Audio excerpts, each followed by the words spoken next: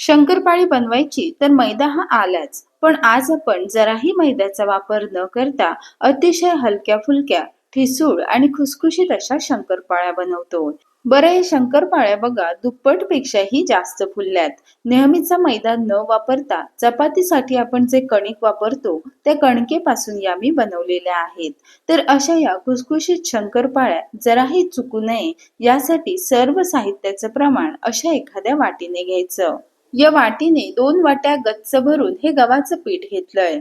मैदा खाल्ल्यामुळे बऱ्याच जणांना पोटाचे त्रास होतात, तर त्यासाठी मैदा न वापरता असं हे नेहमीचं गव्हाचं पीठ आपण वापरू शकता. मैदा न वापरून सुद्धा शंकरपाळ्या आतपर्यंत छान खुसखुशीत आणि वरच्या बाजूला क्रंची व्हाव्या यासाठी यामध्ये रवा सुद्धा घालणार आहोत. बरं, रवा घालताना अगदी बारीक रव्याचा वापर करायचा. तर इथे मी 2 वाटी गव्हाच्या पिठासाठी पाव वाटीवरून रवा घेतला. हा रवा अगदीच बारीक आहे, तरी सुद्धा मी मिक्सर मधून 2 वेळा फिरवून घेतला, म्हणजे पिठामध्ये व्यवस्थित असा एकजीव होतो. यामध्ये चवीप्रमाणे मीठ घालून चमच्याने हे सर्व असं मिसळून घ्यायचं. बरं, हे सर्व आता एका बाजूला ठेवू आणि पुढचं साहित्य घेऊ. खरं तर हे पीठ भिजवण्यासाठी आपण पाण्याचा किंवा दुधाचा वापर सुद्धा करू शकता, किंवा मग अर्ध दूध अर्ध पाणी असं सुद्धा घेऊ शकता. इथे मी हे अर्धी वाटी भरून दूध घेतलं. दूध घेताना असं कोमट घेतलं म्हणजे लगेचच यामध्ये साखर विरघळते. सोबतच अर्धी वाटी भरून पिठी साखर घेतली. आपल्याकडे जर पिठी साखर नसेल, नेहमीची साखर वापरत असाल तर अर्ध्या वाटीपेक्षा 2 चमचे कमी घ्यायची. आता हे सर्व चांगलं असं एकजीव करायचं. बरं, हे दूध सुद्धा कोमट वगैरे न वापरता पूर्णपणे थंड झालं की मगच याचा वापर करू. आता पुढे म्हणजे तूप किती लागणार आहे ते पाहू. तर 2 वाटी गव्हाच्या पिठासाठी बरोबर पाव वाटी भरून तूप घ्यायचं. इथे लक्षात ठेवायचं म्हणजे घट्ट तुपाचा वापर न करता असं पातळ तूप घ्यायचं, म्हणजे त्याचं प्रमाण अजिबात चुकत नाही. आता हे तूप चांगलं असं गरम केलं आणि मग या पिठावर घातलं. सुरुवातीला गरम असल्यामुळे हाताने वगैरे न मिसळता चमच्याने शक्य तेवढं असं एकजीव करायचं.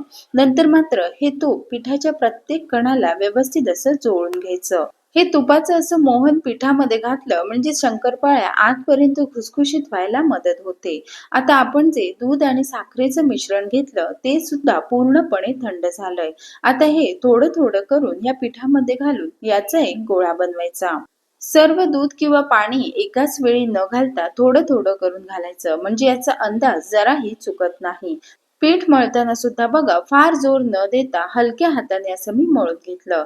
याचे असे 2 गोळे केले आणि नंतर यावर झाकण ठेवून साधारण 2 ते 3 मिनिटे झाकून ठेवायचं. शक्यतो यापेक्षा जास्त वेळ झाकून ठेवायची गरज नाही. 2 ते 3 मिनिटानंतर बघा वरचं झाकण मी काढलं आणि पुन्हा हलक्या हाताने हे पीठ असं मळून घेतलं. आता याची पोळी लाटायची. बरं, पोळी लाटताना सुद्धा कडेने असे क्रॅक्स गेले तरीही काहीच हरकत नाही. शक्य तेवढी मध्यम आकाराची पोळी लाटायची आणि पोळी लाटताना अगदीच मध्यम आकाराची किंवा मग नेहमी आपण चपाती लाटतो तशी पातळ पोळी लाटायची नाही. साधारण मध्यम आकारामध्ये अशी पोळी लाटायची. आता याच्या कडा कापून अशी चौकोनी आकारामध्ये मी कापून घेते. आपल्याला जर डायमंड शेप हवा असेल तर तशी सुद्धा कापू शकता. यामध्ये आपण तुपाचं मोहन घातलं होतं, त्यामुळे आता पोळी लाटताना सुद्धा याला तेल किंवा मग पीठ लावायची सुद्धा गरज नाही. आता बघा थोड्या थोड्या शंकरपाळ्या करून त्या तळून घेण्यापेक्षा एकाच वेळी सर्व शंकरपाळ्या अशा कापून घेऊन नंतर त्या एकाच वेळी आपण तळू शकता. सर्व शंकरपाळ्या अशा एका ताटावर जरी काढून घेतल्या तरीही त्या एकमेकांना जरा सुद्धा चिकटत नाही. शंकरपाळ्या अशा कापून झाल्यावर ते तळताना थोडीशी काळजी घेणं फार गरजेचं आहे. तर त्यासाठी तेल फार कडकडीत गरम करायचं नाही. हलकसं गरम झालं की नंतर गॅस कमी ठेवायचा आणि कमी गॅसवरच शंकरपाळ्या आपल्याला तळायच्या आहेत.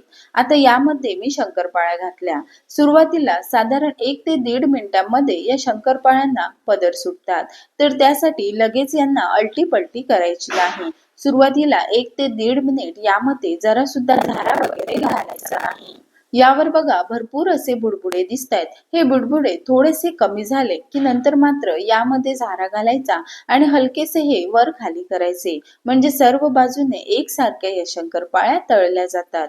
साधारण 1 ते 1.5 मिनिटानंतर बघा वरचे बुडबुडे थोडेसे कमी दिसू लागलेत. आता मात्र यामध्ये झारा घालून हलकेसे असे वर खाली करायचे. सुरुवातीचा 1 मिनिटभर शंकरपाळ्यांना जर आपण झारा वगैरे लावला तर मात्र शंकरपाळ्या तेलामध्ये तुटू शकतात. आणि सुरुवातीचा जो 1 ते 1.5 मिनिट असतो ना त्यावेळेस शंकरपाळ्यांना लेयर्स यायला सुरुवात होते.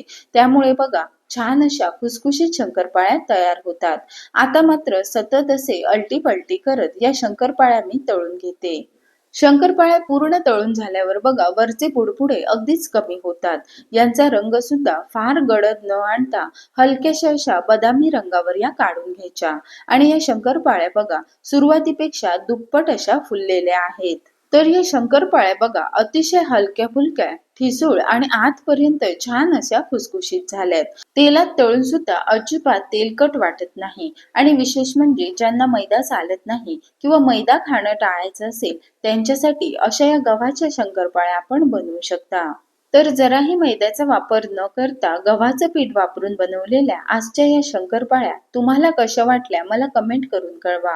रेसिपी आवडली असेल तर व्हिडिओला लाईक करा आणि अशाच छान छान रेसिपी पाहण्यासाठी चॅनलला सबस्क्राईब करा आणि बाजूचे बेल आयकॉन दाबा.